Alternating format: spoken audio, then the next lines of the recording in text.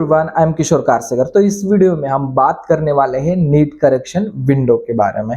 तो देखा जाए, जब बहुत सारे स्टूडेंट्स का यहाँ पे 9 मार्च तक फॉर्म कंप्लीट हो चुका था, उसी दिन मैंने एक वीडियो अपलोड किया था कि उस वीडियो में आपको मैंने इंक्लूडिंग डेट के साथ अपलोड किया था कि हमारी करेक्शन विंडो कब आएगी और उसका टाइम ड्यूरेशन क्या रहने वाला है। इसके बारे में इन डिटेल इंफॉर्मेशन हमने उस वीडियो में दे दी थी और उस वीडियो में इतना भी बताया था कि इस साल हम क्या क्या करेक्शन कर सकते हैं। तो सिमिलरली अभी आपका सबका वेटिंग पीरियड यहाँ पे खत्म हो चुका है, क्योंकि 30 मार्च को यहाँ पे एनटीए ने ऑफिशियली मेंशन किया है कि आपको करेक्शन विंडो करेक्शन के लिए मिलने वाली है। और उस विंडो में, मतलब हिस्ट्री में फर्स्ट टाइम ही ऐसा पार्ट हो चुका है, उस करेक्शन विंडो में आपका पूरा एप्लीकेशन फॉर्म यहाँ पे करेक्शन हो सकता है।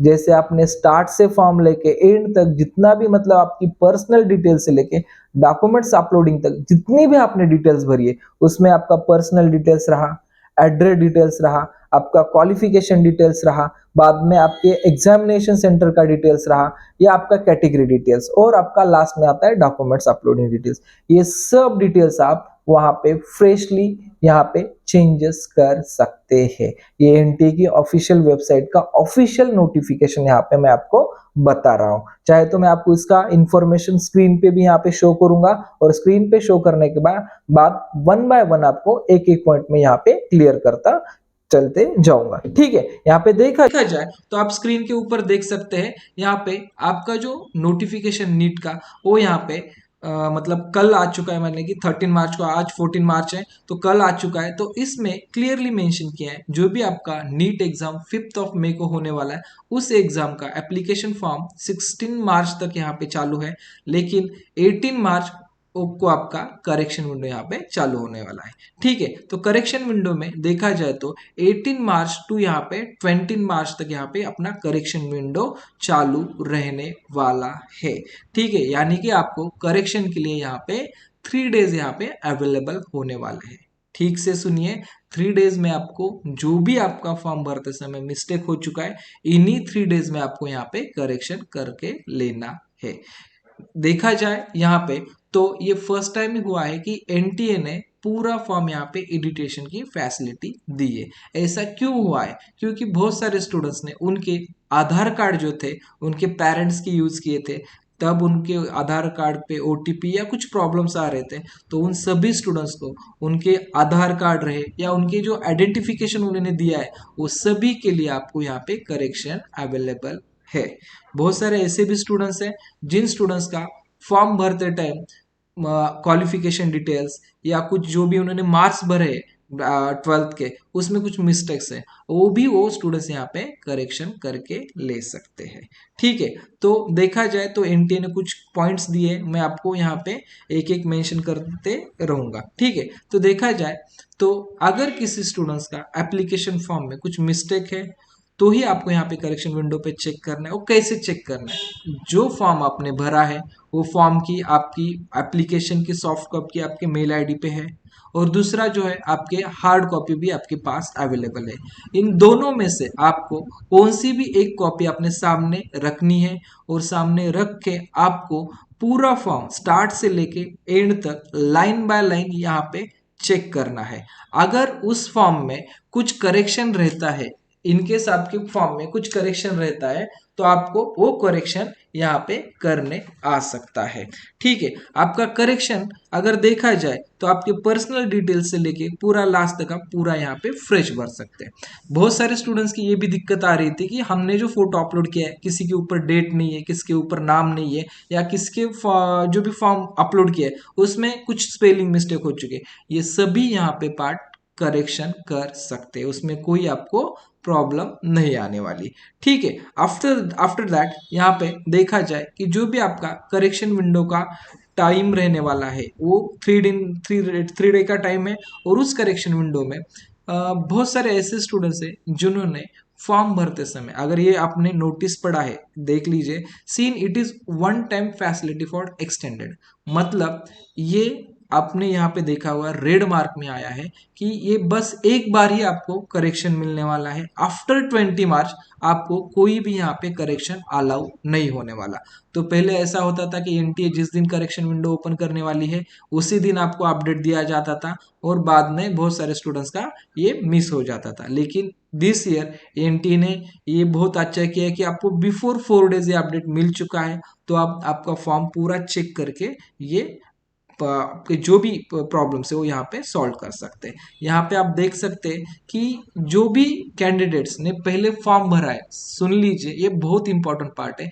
समझिए आपने फॉर्म भरा है और आपका फॉर्म करेक्ट है, लेकिन आप करेक्शन विंडो में आ गए और जो करेक्ट इन्फॉर्मेशन है उसमें अगर कुछ आप मिस्टेक करते हैं और ये फॉर्म यहाँ पे जो अगर सबमिट करते हैं तो उसके बाद आपका फॉर्म ओपन नहीं होने वाला है।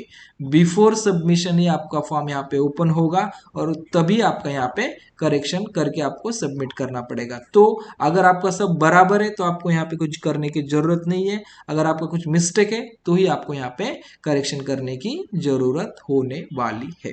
नेक्स्ट है यहाँ पे important to the highlight that the final correction will be applicable only after payment. अभी ये पॉइंट सुन के बहुत सारे स्टूडेंट्स को थोड़ा टेंशन आ चुका है, क्योंकि क्या है, मैंने तो पहले ही अपने फॉर्म की पेमेंट कर दी है, तो मुझे अगर करेक्शन करना है तो मुझे कुछ पेमेंट फिर से करनी पड़ेगी क्या? ये सबसे बड़ा क्वेश्चन यहाँ पे आ चुका है। तो यहाँ पे मैं आपको क्लियर कर दूंगा ये पेमेंट किस स्टूडेंट्स को करना है। समझ लीजिए ये पेमेंट किस स्टूडेंट्स को करना है। इन केस यहाँ पे मैं पूरा एक कंप्लीट कर देता हूँ और उसका पूरा एक्सप्लेनेशन आपको दे देता हूँ। In case where changes in gender, category और पीडब्ल्यूडी status affect this the amount, candidate will be charged any excise fees accordingly. Please note that the any excise payments made will be not refundable. ठीक है, अभी यहाँ पे मैं आपको clear कर देता हूँ। अगर आपने फॉर्म भरते समय आपने आपका फॉर्म जनरल कैटेगरी से भरा है, ठीक है, अगर आपने फॉर्म भरते समय आपका फॉर्म जनरल कैटेगरी से भरा है और अभी आपको पता चला कि नहीं मेरी कैटेगरी तो ओबीसी है, ईडब्ल्यूएस है, एससी या एसटी है, इनमें से कौन सी भी कैटेगरी है और उस कैटेगरी के मेरे पास डॉक्यूमेंट्स अवेलेबल हो सकते हैं या मेरे पास अवेलेबल है, लेकिन मैंने फॉर्म भरते समय बाय मिस्टेकली जनरल से भरा है, तो आप इस केस में अगर आपका फॉर्म जनरल से भरा है तो आप जनरल टू ओबीसी आ सकते हैं, ईडब्ल्यूएस आ सकते हैं, एससी एसटी जो भी आपकी कैटेगरी है उस कैटेगरी में आप आ सकते हैं। और उसके लिए आपने जो 1,700 रुपये पेड किए वो आपको वहां पे कुछ फीस पेड करने की जरूरत नहीं है। मतलब अगर आपने कैटेगरी स्टूडेंट्स होके भी जनरल की फीस भरी है, यानी कि 1,700 आपने फीस भरी है, तो आपको यहाँ पे कोई एक्स्ट्रा फीस यहाँ पे नहीं लगने वाली।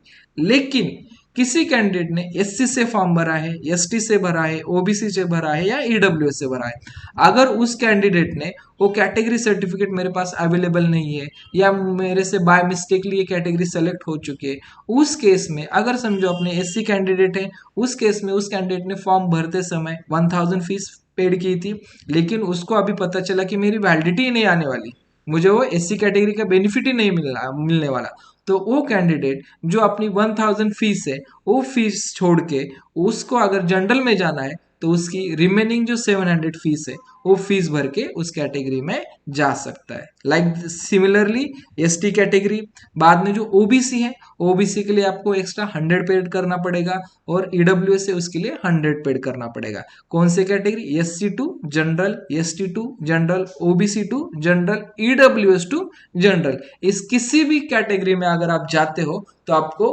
उसी कंडीशन में आपको फीस एक्स्ट्रा पेड करनी होगी, अनअदरवाइज आपको किसी कैंडिडेट को एक्स्ट्रा फीस पेड करने की जरूरत नहीं है। बहुत सारे कैंडिडेट कहीं कहीं साइबर कैफे में मिसगाइड हो जाते हैं कि आपको एप्लीकेशन की एक्स्ट्रा फीस पेड करनी है, तो ऐसा कुछ भी नहीं है। जो भी आपकी फीस है ऑलरेडी पेड हो चुकी है, बस आपको करेक्शन करके लेना है। ठीक है, और यहाँ पे नेक्स्ट यहाँ पे पीडीएफ में अगर देखा जाए तो यहाँ पे एक इम्पोर्टेंट और एक अपडेट है। ये अपडेट में यहाँ पे उन्होंने क्लियरली मेंशन किया है।